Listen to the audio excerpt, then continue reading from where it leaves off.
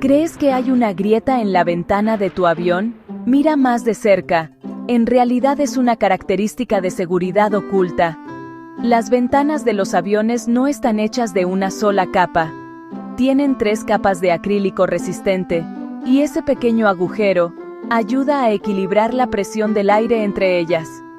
La capa exterior soporta todo el estrés del vuelo, mientras que las capas interiores añaden respaldo. Así que, la próxima vez que vueles, recuerda, pequeños detalles como este te ayudan a mantenerte a salvo en el cielo.